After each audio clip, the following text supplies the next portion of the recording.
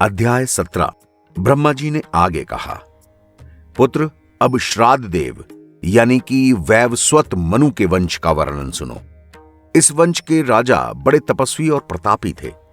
एक बार श्राद्ध देव ने वशिष्ठ मुनि की सहायता से तेजस्वी और भाग्यवान पुत्र की प्राप्ति के लिए वरुण यज्ञ शुरू किया। उस समय श्राद्ध देव की रानी ने वशिष्ठ जी से एकांत में यह विनय की, हे ऋषि महाराज, आप ऐसा उपाय करें जिससे मेरे द्वारा पुत्र ना होकर कन्या हो। कन्या पुण्य को बढ़ाने वाली और मुक्ति को दिलाने वाली होती है, इसलिए मेरी प्रार्थना स्वीकार करें। यह सुनकर वशिष्ठ जी ने पुत्र प्राप्ति के मंत्र के बदले कन्या प्राप्ति के मंत्र को जपना शुरू कर दिया। परिणाम स्वरूप यज्ञ पूर्ण होने के बाद कन्या का जन्म हुआ। उस कन्या का नाम इला रखा गया। हे नारद, उस समय श्राद्ध देव मनु ने वशिष्ठ जी से पूछा, हे गुरुदेव, मैंने तो पुत्र की कामना की थी, लेकिन कन्या कैसे उत्पन्न हुई, इसका कारण बताएं। तब वशिष्ठ जी ने उन्हें वास्तविकता का ज्ञान कराया और कहा, हे राजन, हम तुम्हारे मनोरथों को पूरा करेंगे। इस तरह जब श्राद्ध देव की चिंता दूर हो गई, तब उन्होंने इला को प्रसन्नतापूर्वक अपनी गोद में लिया। जब उन्हें यह ज्ञात हुआ कि यह कन्या परम तेजस्विनी है, तो वे अपने मन में और भी अधिक प्रसन्न हुए। फिर उन्होंने इला को इड़ा नाम से संबोधित करते हुए अपने पास बुलाकर कहा, हे पुत्री, तुम हमारे समीप आकर खेलो। उस समय इड़ा ने कहा, हे पिताश्री, मेरा जन्म मित्रा वरुण के अंश से हुआ है। यद्यपि आपको पुत्र की आकांक्षा थी, लेकिन माता की अभिलाषा को पूर्ण करने के लिए ही मेरा जन्म हुआ है। फिर भी मैं आपकी अभिलाषा भी पूरी करूंगी। आप मुझे मित्रा वरुण के पास जाने की आज्ञा दें। यह सुनकर श्राद्ध देव ने इड़ा को मित्रा वरुण के पास जाने की आज्ञा दे दी। तब वो उनके पास पहुंचकर हाथ जोड़कर स्तुति करते हुए बोली, हे प्रभु, मैं आपके अंश से उत्पन्न हुई हूं, इसलिए जो आप आज्ञा देंगे वही कार्य मैं करूंगी। इड़ा के ऐसे वचन सुनकर मित्रा वरुण ने अत्यंत प्रसन्न होते हुए कहा, हे इड़ा, मैं तुम्हारे विनय और सत्यवादिता से बहुत प्रसन्न हूं। अब तुम संसार में मेरे नाम से प्रसिद्ध होगी। तुम्हारा नाम सुद्युम्न होगा। मित्रा वरुण के यह वचन सुनकर इड़ा बहुत प्रसन्न होकर मनु के पास लौट आई। उन्हीं दिनों वशिष्ठ जी ने भगवान सदाशिव को प्रसन्न करके ये वर मांगा कि श्राद्ध देव की पुत्री इड़ा पुत्र रूप में परिवर्तित हो जाए।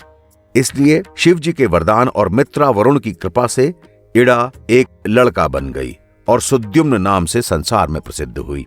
हे नारद, एक दिन सुद्युम्न शिकारियों का वेश धारण करके शिकार खेलने के लिए उत्तर दिशा की ओर गया। वहां संयोगवश वह सुरुगिरी, जहां पर शिवजी और गिरजा जी रहते थे, वहां जा पहुंचा। उस स्थान पर पहुंचते ही वह स्त्री रूप में परिवर्तित हो गया। यह आश्चर्य देखकर सब लोग चकित हो गए। सुद्युम्न के वहां पहुंचकर स्त्री हो जाने का कारण यह था कि एक बार भगवती गिरजा ने उस स्थान पर सदाशिव जी के साथ प्रार्थना की थी।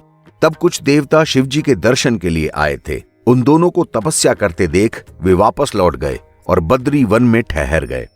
जब गिरजा को यह पता चला कि यहां देवता आए थे, तो उन्हें भी बहुत दुख हुआ।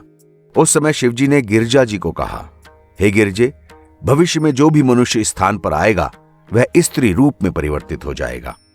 इसलिए सुद्युम्न जब वहां पहुंचा तो उसी प्रभाव के चलते वो स्त्री हो गया। हे नारद, स्त्री हो जाने पर सुद्युम्न अत्यंत दुखी हो गया और घर नहीं लौटा।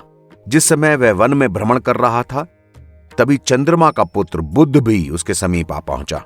बुध ने सुद्युम्न से विवाह कर लिया। कुछ समय बाद उनके पुरुरवा नामक पुत्र पैदा हुआ, जो एक अत्यंत प्रतापी राजा हुआ। राजा पुरुरवा संसार में बहुत प्रसिद्ध हुआ। उसी समय से संसार में चंद्र वंश का आरंभ हुआ, जिसमें आगे चलकर भगवान श्री कृष्ण चंद्र जी ने अवतार लिया। चंद्रवंशी राजाओं की कथा बहुत सारी हैं।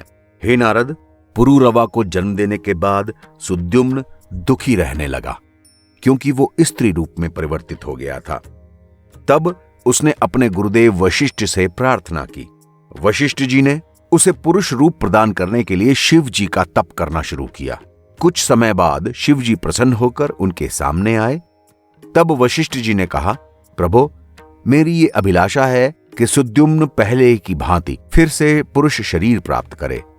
वशिष्ठ जी की प्रार्थना सुनकर शिवजी ने कहा, हे वशिष्ठ, हमने उस वन में जो बात कही वह तो मिथ्या नहीं होगी, लेकिन हम तुम्हारी तपस्या से प्रसन्न होकर ये वरदान देते हैं कि सुद्युम्न 1 महीने तक स्त्री रूप में रहेगा और दूसरे महीने पुरुष हो जाएगा। वह अपने राज्य का विधिपूर्वक संचालन करेगा और हमारी कृपा से उसे किसी प्रकार का कष्ट न होगा। इतना कहकर शिवजी अंतर्ध्यान हो गए और सुद्युम्न पुनः पुरुष शरीर धारण कर अपने घर लौट आया और सुखपूर्वक राज्य करता रहा। उसने उत्कल, गय और विमल नामक 3 बेटों को जन्म दिया। उत्कल के नाम से उत्कल देश प्रसिद्ध हुआ, गय ने गया को बसाया और विमल पश्चिम देश का राजा हुआ।